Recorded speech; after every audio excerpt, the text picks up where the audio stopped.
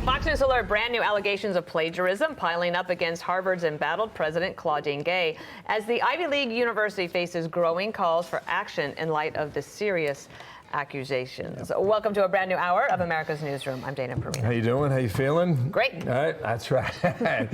Capital G. Frank, thanks, man. Frank Siller, Merry Christmas. Thank you, Frank. I'm Bill Hemmer. Good morning at home. Harvard's got a big problem as new reporting reveals mounting evidence of academic misconduct by Claudine Gay. She managed to keep her job despite previous claims of plagiarism and widespread outrage over testimony on the Hill. Right. At that point, she refused to condemn calls on campus for Jewish genocide, saying it depends on context, and said that repeatedly in that appearance. So here's the bombshell. This is why I was looking up ahead, because yesterday the school received a complaint containing dozens of examples like this, that claiming Gay quoted or paraphrased authors without proper attribution, which could force the school to at least open an investigation. Something tells me it's not over, huh? Molly Lyons on that. She's live in Newton, Mass. today. Molly, good morning.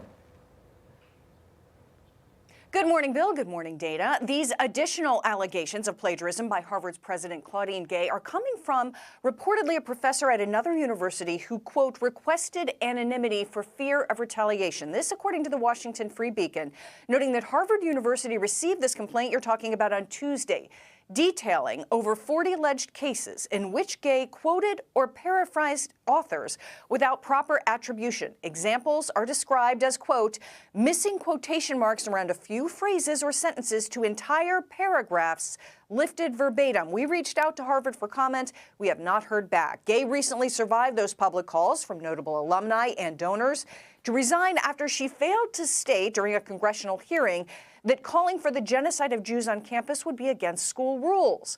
After her follow-up apology, the Harvard Corporation, that's the university's governing body, stood by Gay, affirming confidence in her leadership last week while acknowledging, quote, a few instances of inadequate citation in her work.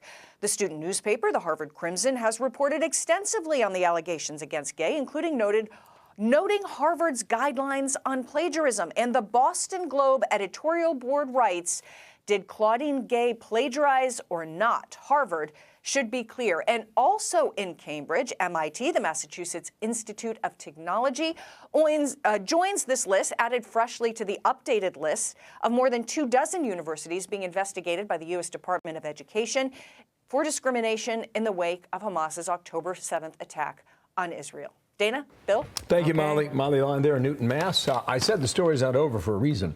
That's because we keep on finding more stuff. Jason Riley of the Wall Street Journal had a piece yesterday. It said why Harvard can't fire Claudine Gay. He makes some really interesting points, but then these new allegations keep coming forward, or new evidence, and maybe they will have to revisit. So the Boston Globe now is pulling in this professor at the University of Kentucky, and apparently that's where some of the writings were lifted, I guess we could say, right? And the Globe says, quote, if a Harvard student were to turn in a paper with the same missing citations and quotation marks, what would the university call that, and how would it respond? I imagine that student application would be turned away. We got Martha coming up later this hour. We'll talk about it then, all right? Indeed. I'm Steve Ducey. I'm Brian Kilmeade. And I'm Ainsley Earhart. And click here to subscribe to the Fox News YouTube page to catch our hottest interviews and most compelling analysis.